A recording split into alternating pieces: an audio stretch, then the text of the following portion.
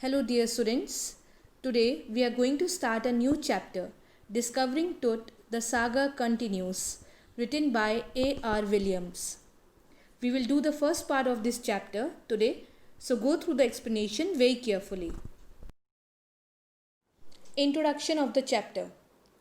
The chapter deals about the last successor of the powerful Pharaoh dynasty, King Tutankhamun, who was the youngest ruler of ancient Egypt and who died when he was a teenager after ruling for 9 years.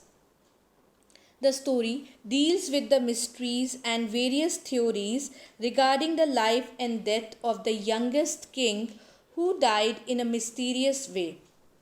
The chapter also throws light over the mysteries, the curse, where his tomb lies, his life, and also his untimely death. Let us go through the explanation and see that what clues this chapter give about the life and death of King Tut.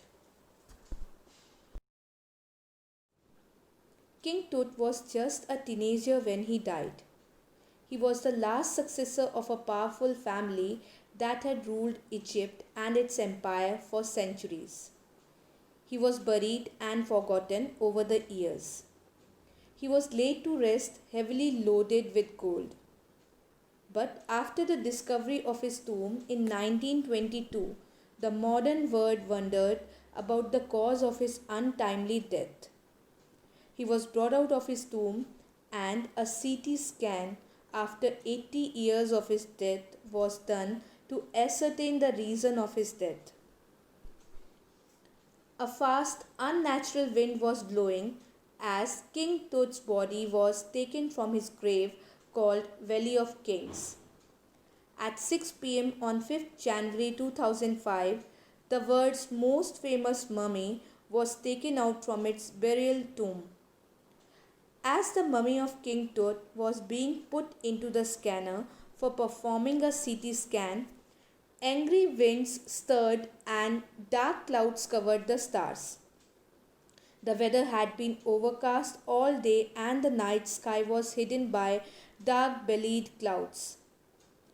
The CT scan was being done to unearth the remaining medical mysteries that surrounded the untimely death of this young king who died more than 3,300 years ago. King Tut's tomb lies 26 feet underground in the ancient Egyptian cemetery known as the Valley of the Kings. Tourists from all around the world came to visit the tomb to pay their respects. They gazed at the murals on the walls of the burial chamber and looked at King Tut's gilded face on the lid of his outer coffin. The visitors were curious and thoughtful. They read from guidebooks, some stood silently, some were wondering about his untimely death, some even feared the Pharaoh's curse would befall those who disturbed him. Zahi Hawass, Secretary General of Egypt's Supreme Council of Antiquities, explained that the mummy was in a very bad condition because of what Howard Carter did to it. Howard Carter was a British archaeologist who in 1922 discovered King Tut's tomb after years of futile searching. Its contents remained the richest royal collection ever found. There were dazzling works of art in gold that had caused a sensation then and continue to draw people's attention even today. King Tut was also buried with everyday things such as board games, a bronze razor, cases of food, clothes, wine, etc. that he would need in life after death. Carter took a few months to record the treasures found in Tut's grave. He found King Tut's body in a 3-nested coffin. Then he began investigating his 3-nested coffin, which were nested one in another. In the first coffin, he found a shroud decorated with garlands of willow and olive leaves, wild celery, lotus petals, and cornflowers, which indicated that the burial took place in March or April. When he finally reached the mummy, he ran into the trouble.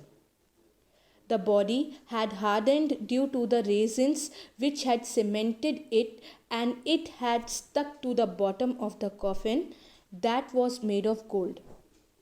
Carter wondered what to do next, as no amount of force could separate the two. Howard Carter tried to loosen the resins by putting the mummy outside in the sun that heated it to 149 degrees Fahrenheit for several hours, but nothing happened. It remained stuck.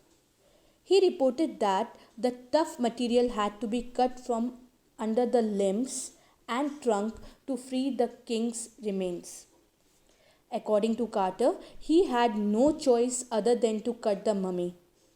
He believed that if he hadn't done that, thieves would have removed the gold from the tomb and would have looted it. The royals in King Tut's time believed that they could take their fortune with them after death.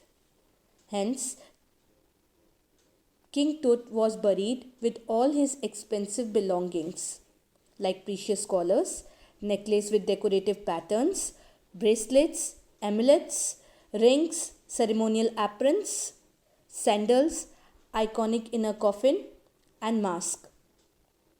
To separate King Tut from his ornaments, Howard Carter's men removed the mummy's head and cut off nearly every major joint.